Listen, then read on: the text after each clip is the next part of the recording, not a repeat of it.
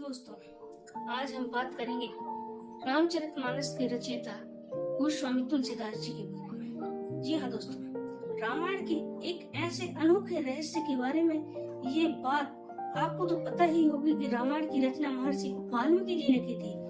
वाल्मीकि जी के बारे में हम आपको अपनी पिछली वीडियो में बता चुके हैं, लेकिन रामायण विस्तार से श्री गोस्वामी तुलसीदास जी ने लिखी थी, जिसका नाम रामचरितमानस पड़ा।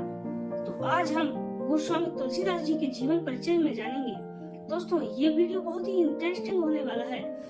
यदि आप हमारे चैनल पर पहली बार आए हैं तो हमारे चैनल को सब्सक्राइब करके घंटी के निशान को जरूर दबाएं और वीडियो को पूरा जरूर देखें, वरना आपको पूरी जानकारी नहीं मिल पाएगी। कहते हैं गोस्वामी तुलसीदास जी का जन्म 1511 ईसा पूर्व संवत 1568 सूकर क्षेत्र कासगंज उत्तर प्रदेश भारत में हुआ था और इन्हें आदि काव्य रामायण की रचयिता महर्षि वाल्मीकि जी का अवतार भी माना जाता है।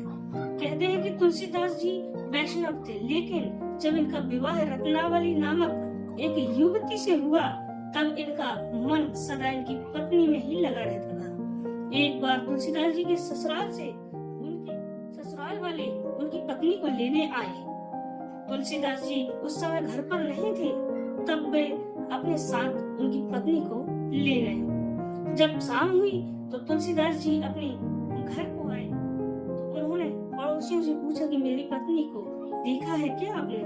तब पड़ोसियों ने बताया कि तुम्हारे ससुराल वाले आए थे और अपने साथ ले गए हैं। लेकिन तुलसीदास जी अपनी पत्नी से बहुत प्रेम करते थे और वह उन्हें देखे बगैर एक पल भी नहीं रह पाते थे। उसी काली रात में तुलसीदास जी ने अपने ससुराल की ओर प्रस्थान किया।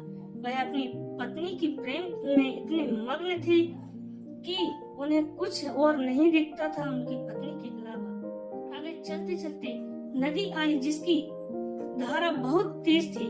उसी धारा में किसी इंसान का मृत शरीर बहता हुआ किनारे पर लग गया।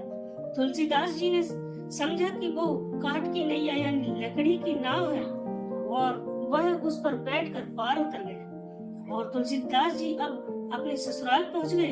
इतनी रात को उन्होंने सोचा कि किसी को जगाना अच्छा नहीं होगा। तुलसीदास जी पीछे के रास्ते से गए तो उन्हें एक खिड़की दिखी। खिड़की पर एक काला सांप लटक रहा था। उन्होंने सोचा कि रस्सी है, उसे पकड़कर वह महल पर चढ़ गए।